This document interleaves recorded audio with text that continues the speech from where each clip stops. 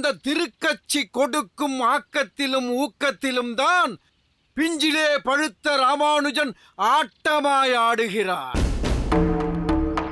நான் இப்போது அடைந்துள்ள தோல்விக்கு காரணம் ராமானுஜன் மட்டுமல்ல, அந்த திருக்கட்சியும் தான். தோல்வி என்று எப்படி ஆகும் சுவாமி? ஏதோ ஒருவன் தங்களை எதிர்த்து ஒரு விளக்கத்தை கொடுத்ததால் ஒட்டுமொத்த தோல்வியாக அது ஆகிவிடுமா? மற்ற ஏனைய மாணவர்கள் தங்களின் அடியொற்றி தங்களின் வாக்கையே வேத வாக்காக மதித்து நடக்கவில்லையா? குறிப்பாக கோவிந்தன். இத்தனைக்கும் ராமானுஜனின் தம்பியாயிற்றே அவன். அவன் தங்களை மதித்து ஒரு சத் சிஷ்யனாக வலம் வரவில்லையா?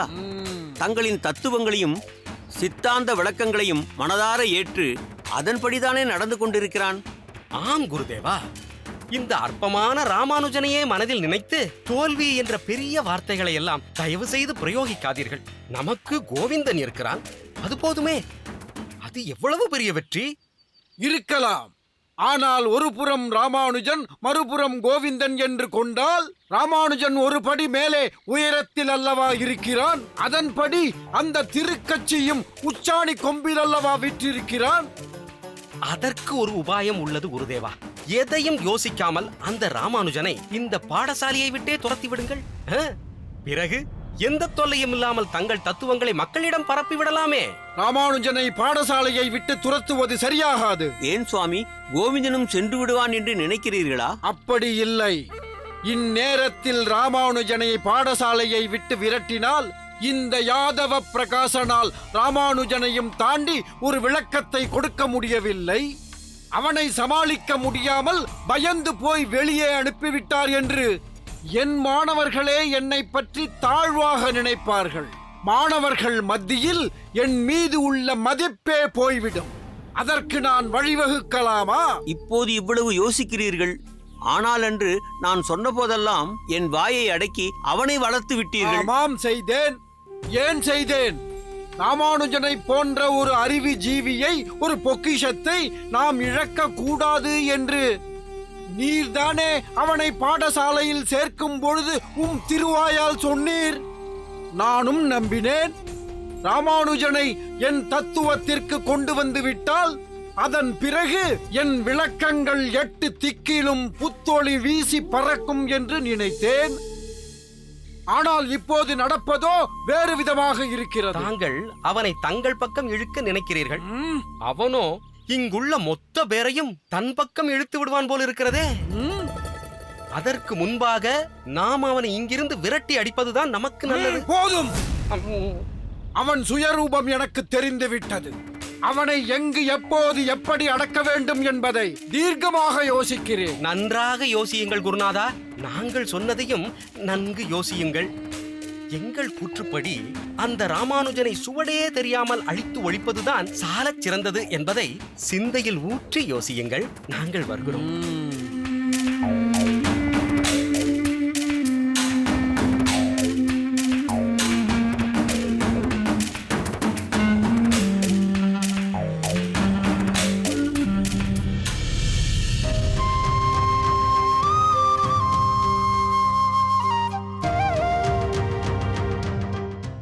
இவர்தான் நான் சொன்ன மருத்துவர். இவர் பெயரே வைத்தியநாதன். வணக்கம். வணக்கம் அம்மா. தீராத வியாதிகளை கூட தீர்த்து வைப்பவர் என்று பிரசித்தி பெற்றவர். காஞ்சி மன்னரின் ஆஸ்தான வைத்தியர்களில் இவரும் ஒருவர். நல்ல கைராசியானவர். என்ன, நான் சொன்னது புரிந்ததா? சரி, நோயாளியை பார்க்கலாமா? அதற்காகத்தானே வந்திருக்கிறீர்கள். ஆகட்டும்.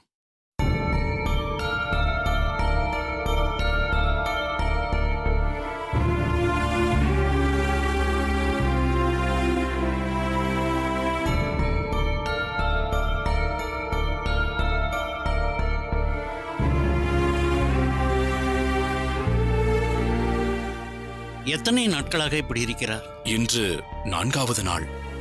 இதற்கு முன் வந்த மருத்துவர் 2 நாட்களில் குணமாகாவிட்டால் என்ன செய்வதென்று யோசிக்கலாம் என்றார். ஆனால் இவருக்கு பிடித்திருக்கும் ரோகம் என்ன என்பதை அவரால் தெளிவாக கூற முடியவில்லை. அதனால்தான் உங்களை அழைத்து வந்தேன். ஒருவேளை ஏதாவது நரம்பு பிசகி இருந்தால் இப்படி ஏற்பட்டிருக்கலாம் என்றார். மருத்துவரே, உங்களுக்கு என்ன தோன்றுகிறது? சற்று பொறுங்கள். அந்த மருத்துவர் கொடுத்த சூரணம் என்னவென்று தெரியுமா? தாத்தகி புஷ்ப சூரணம் 3 வேளை கொடுக்க சொல்லி கொடுத்து கொண்டிருக்கிறோம்.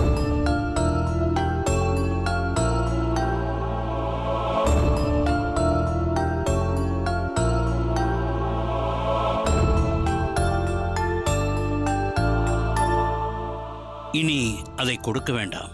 இது தரு அரிதிர சூரணம். இதை 2 நாட்களுக்கு கொடுங்கள்.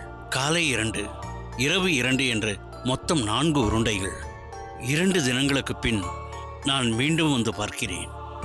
சரி வைத்தியரே, அதெல்லாம் சரி. ஆனால் இவருக்கு பீடித்திருக்கும் ரோகம் என்னவென்று நீங்கள் சொல்லவே இல்லையே. அதெல்லாம் ஒன்றும் பெரிதாக இல்லை. கவலை கொள்ள வேண்டாம். நிச்சயம் குணமடைந்து விடுவார். சரி ஐயா, நான் புறப்படுகிறேன். வாருங்கள். நான் இவரை வழி அனுப்பிவிட்டு ஆகட்டும். வைத்தியரே, பொதுவாக ஒரு ரோகியை பார்த்தால் அவருடைய உபாதையை பற்றி தெளிவாக புட்டு புட்டு வைப்பீர்கள்.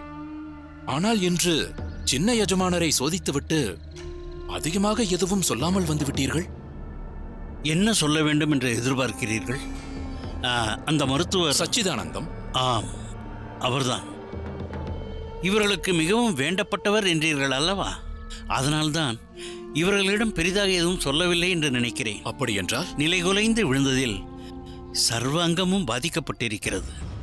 நாடித்துடிப்பின் அளவு நிலையாக இல்லை. திடீரென்று கூடுகிறது, பிறகு ஒரே அடியாக குறைகிறது.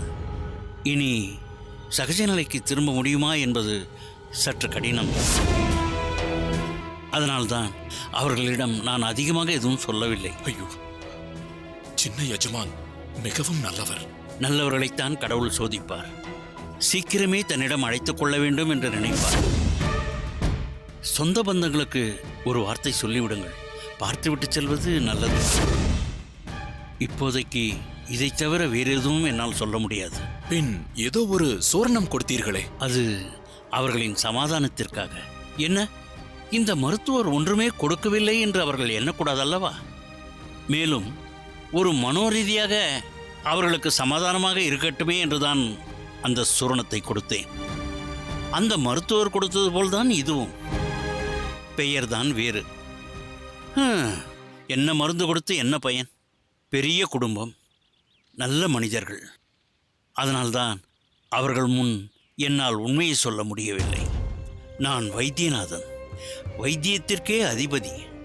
என்னால் குணப்படுத்த முடியாத ரோகமே இல்லை என்ற மமதையில், இருமாப்பில் இதுநாள் வரை இருந்தேன். ஆனால் இன்று கூரேசனைப் போல் நானும் செயலற்று போய்விட்டேன். அப்படியென்றால் வேறு மார்க்கமே இல்லையா? இருந்தால் சொல்லியிருக்க மாட்டேனா? 2 தினங்களுக்கு பிறகு நான் வருகிறேன் என்றேன். ஆனால் அதற்கான அவசியம் இருக்காது. தக்க சமயம் பார்த்து அவர்களிடம் பக்குவமாக சொல்லிவிடுங்கள். நான் புறப்படுகிறேன்.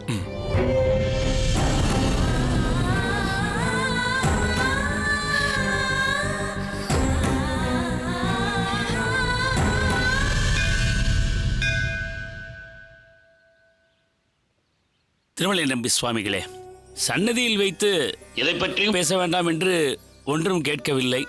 எப்படி சென்று கொண்டிருக்கிறது தங்களின் திருமலை கைங்கரியம்? அதற்கென்ன, எம்பெருமான் ஏழுமலையான் இந்த கடையேன் செய்யும் சிறு சேவையையும் பெரிய மனது வைத்து ஏற்றுக்கொண்டிருக்கிறான். அடியேன் இதை ஒத்துக்கொள்ளவே மாட்டேன். உம்மைத்தான் வேண்டி விரும்பி தன்னகத்தை வைத்துக் கொண்டிருக்கிறான் அந்த சீனிவாசன் என்றுதான் அடியேன் கேள்விப்பட்டிருக்கிறேன்.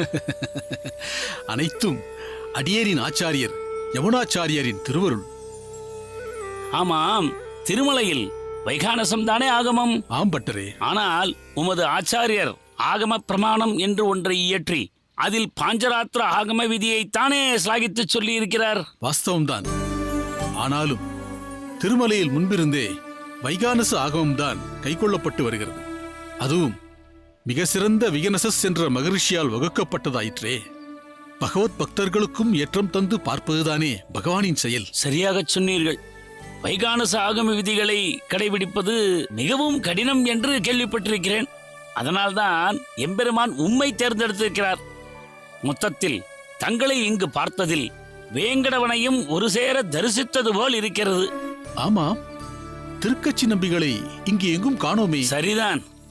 தாங்கள் திருக்கச்சி நம்பி சுவாமியின் மடத்திற்கு சென்று விட்டு இங்கு வரவில்லையா?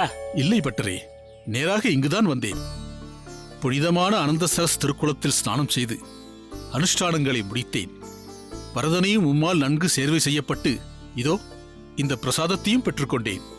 இன்றைய பொழுது அடியனுக்கு இனிதாய் தொடங்கியது. திருக்கச்சி நம்பிகள் காலையிலேயே விஸ்வரூப தரிசனம் செய்துவிட்டு சென்று விட்டார். அப்படியென்றால் சரி, அடியேன் திருக்கச்சி நம்பிகளின் மடத்திற்கே சென்று அவரை காண்கிறேன்.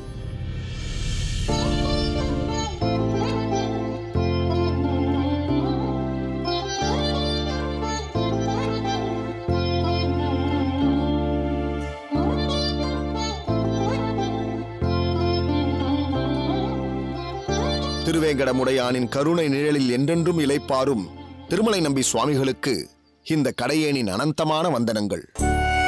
காஞ்சி வரதனின் பேரருட்கருணைக்கு பாத்திரமான திருக்கச்சி நம்பிகளுக்கு இந்த அடியேனின் வந்தனங்கள். திருமலை நம்பிகளே, தங்களை இங்கு தரிசித்ததில் மற்றற்ற மகிழ்ச்சி அடைகிறேன். எப்போது வந்தீர்கள்? பெருமாள் தரிசனம் ஆயிற்றா? இன்று காலையில்தான் வந்தேன். வரதனின் பேரெழில் தரிசனமும் ஆயிற்று. இப்பொழுதுதான் உங்களை பற்றி விசாரித்துக் கொண்டிருந்தேன். தாங்களும் எழுந்தருளி விட்டீர்கள். சரி, ஸ்ரீரங்கம் மடத்திற்கு சென்று வந்தீர்களா? ஆச்சாரியரை தரிசித்தீர்களா? அங்கிருந்துதான் நேராக வருகிறேன். ஆச்சாரியரையும் ஸ்ரீரங்கநாதரையும் நன்கு சேவித்தேன். ஆச்சாரியர் தங்களை மிகவும் நினைவு கூர்ந்தார். ஆச்சாரியரின் நினைவில் இந்த அடியவன் இருப்பதே இப்பிறவியின் பெரும் பேறு. இதைவிட இந்த அடியவனுக்கு வேறு என்ன வேண்டும்? சரி, தாங்கள் இன்னும் ஸ்ரீபெரும்புதூர் செல்லவில்லையா? நேராக இங்கு வந்ததாக சொல்கிறீர்கள். ஆம் திருக்கச்சி நம்பிகளே, அடியன் இன்னும் ஸ்ரீபெரும்புதூர் செல்லவில்லை. அது இனிமேல்தான். புரிகிறது. உமது ஸ்ரீபெரும்புதூர் தான் இங்கே காஞ்சியமதியில் வாசம் செய்கிறதே. மருமான் இருக்கும் இடம் தேடி முதலில் இங்கு வந்து விட்டீர்கள், அப்படித்தாடே? தங்களிடம் எதையும் மறைக்க முடியுமா? உண்மைதான். எப்படி இருக்கிறான் ராமானுஜன்? அதிகம் கேள்வி கேட்டு உம்மை தொந்தரவு செய்வதில்லையே. திருமலை நம்பிகளே, ராமானுஜன் ஓர் ஒப்பற்ற மாமணி. தன் மாமாவை போன்றே உயர்ந்த சிரோன்மணி. அவன் கேட்கும் கேள்விகளுக்கு நாம் பதிலுரைக்கும் ஒரு பெரும் பேற்றை இந்த வரதன் அளித்திருப்பதாகவே அடியே நினைக்கிறேன். வைணவ உலகத்திற்கு ஓர் அலங்காரமாக, பூஷணமாக தங்களின் குடும்பத்தில் வந்து உதித்திருக்கிறான் ராமானுஜன். பறந்து விரிந்த இந்த உலகத்திற்கு ஒரு சூரியன் போதும். அதுபோல் ஒட்டுமொத்த சம்பிரதாயத்திற்கும் ராமானுஜன் ஒருவன் போதும். காலை கதிரவனின் உதயத்தால் இருள் விலகி ஓடும். அப்படியே தங்களின் மருமான் ராமானுஜன் என்ற பேரொளியால் அஞ்ஞான இருள் முகவரியின்றி மறைந்து போகும். அவனோடு ஒரு பந்தத்தாலோ சங்கத்தாலோ நாம் இணைந்திருக்கிறோம் என்பதே பெருமைப்பட்டுக் கொள்ள வேண்டிய விஷயம். ஏதேது என் மருமானை பற்றி இவ்வளவு சிலாயிக்கிறீர்? என்ன வசியம் செய்தான் அப்படி? தங்கள் குரலிலோ அவனை பற்றி சொல்லும் போது ஒரு கம்பீரம், ஒரு பெருமலர்ச்சி, தேகத்தில் ஒரு புது பொலிவு. அதானே, இதற்கு முன்பு அடியேன் இவ்வளவு உற்சாகத்துடனும் பெரும் உவகையுடனும் மந்தகாச பொலிவுடனும் தங்களை அடியேன் கண்டதில்லையே. பார்த்தீர்களா? தினமும் உம்மை காணும் பட்டரே உம்மில் ஒரு வித்தியாசத்தை கண்டதாக சொல்கிறார். அதற்கு ஏதாவது விசேஷ காரணம் இருக்கிறதா? நிச்சயம் இருக்கிறது திருமலை நம்பிகளே. அப்படியென்றால் உடனே சொல்லும். அடியேனால் ஆவலை அதிக நேரம் கட்டுப்படுத்த முடியாது. சொல்கிறேன். ஓர் அதி அற்புதமான நிகழ்வு திருப்புட்குழி யாதவரின் பாடசாலையில் நிகழ்ந்துள்ளது. இந்த சுற்று வட்டாரத்திலேயே தனக்கு மிஞ்சிய ஞானம் எவருக்கும் இல்லை என்று இருமாப்போடு இருந்த யாதவ பிரகாசருக்கு சம்மட்டடி போல் ஒரு பதிலடியை தங்கள் மருமான் ராமானுஜன் கொடுத்திருக்கிறார். யாதவரின் தலைக்கணத்தை தவிடுபொடியாக்கியிருக்கிறார். யாதவ பிரகாசரால் குதர்க்கமாக கொடுக்கப்பட்ட ஒரு விளக்கத்தை மறுத்து அதி உன்னதமான ஓர் பதிலை கொடுத்து அந்த ஆணவ பிரகாசரை நிலைகுலைய செய்திருக்கிறான் ராமானுஜன். என்ன, இப்படி ஒரு சம்பவம் நடந்திருக்கிறது என்று அடியேனிடம் கூட தாங்கள் பகிர்ந்து கொள்ளவில்லையே சுவாமி? பகிர்ந்து கொள்ளவில்லைதான். இருந்தாலும் இது போன்ற சிறந்த நிகழ்வுகளை திருமலை நம்பி சுவாமிகள் போன்ற சக வைஷ்ணவர்களோடு கூடியிருந்து குளிர்ந்து பகிர்வதுதானே இன்னும் சிறப்பாக இருக்கும் பட்டரே. திருக்கச்சி நம்பிகளே, தாங்கள் சொல்ல சொல்ல அடியேனின் மனம் பெரும் உவகை அடைகிறது. அப்படி என்னதான் நடந்தது என்பதை சற்று விளக்கமாக சொல்லி அருள வேண்டும். யாதவருக்கு எண்ணெய் குளியல் செய்து வைப்பதற்காக ராமானுஜன் எண்ணெயை தலையில் தேய்த்துக் கொண்டிருந்திருக்கிறான். அப்போது மாணவர்களிடமிருந்து சாந்தோக்கிய உபனிஷத்தின் ஸ்லோகமான கப்யாசம் புண்டரி காட்சம் என்பதன் விளக்கம் யாதவரிடம் கேட்கப்பட்டுள்ளது. அதற்கு அந்த யாதவ பிரகாசர் தன் வழக்கமான பாணியில் அந்த பரமபுருஷ பகவானின் கண்கள் குரங்கின் ஆசன பகுதியை ஒத்து சிவந்திருக்கிறது என்று குதர்க்கமான ஒரு விளக்கத்தை கொடுத்திருக்கிறார். இதை கேட்டு நெஞ்சம் கொதித்து ராமானுஜனின் கண்களிலிருந்து பெருகிய கண்ணீர் துளிகள் யாதவரின் துடையை அனல் பிழம்பாய் பதம் பார்த்திருக்கிறது. அலறி துடித்தெழுந்த யாதவர் ராமானுஜனின் கண்ணீர் தன் விளக்கத்தால் வந்தது என்பதை தெரிந்து கொண்டு அவனையே அந்த ஸ்லோகத்திற்கு விளக்கம் கொடுக்க சொல்லியிருக்கிறார். அதற்கு ராமானுஜன் குளிர்ந்த ஜலத்தை பருகிய சூரியனின் கிரணங்களால் மலர்ந்த பெருத்த தண்டை உடைய தாமரையின் இதழை ஒத்த சிவந்த கண்கள் பரமபுருஷ பகவானின் திருநேத்திரங்கள் என்று ஓர் அற்புதமான விளக்கத்தை பதம் பதமாக பிரித்து பதிலடியாக கொடுத்திருக்கிறார்.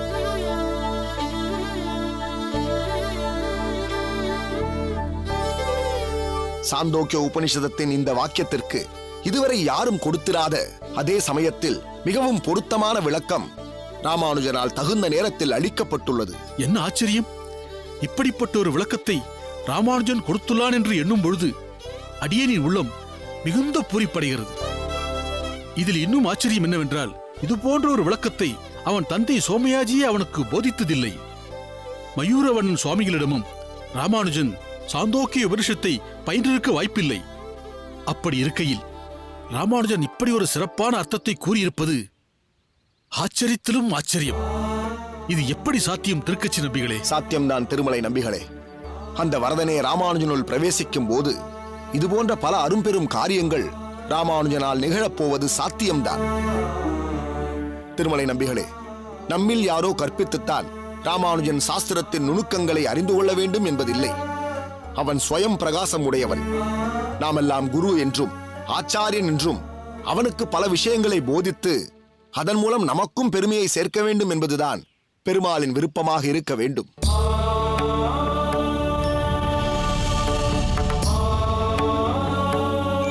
தாழ்ந்த குரங்கின் பின் ஆசன பகுதியை எல்லாம் பகவானோடு ஒப்பிட்டு தரக்குறைவாக பொருள் போதிக்க கூடாது சுவாமி.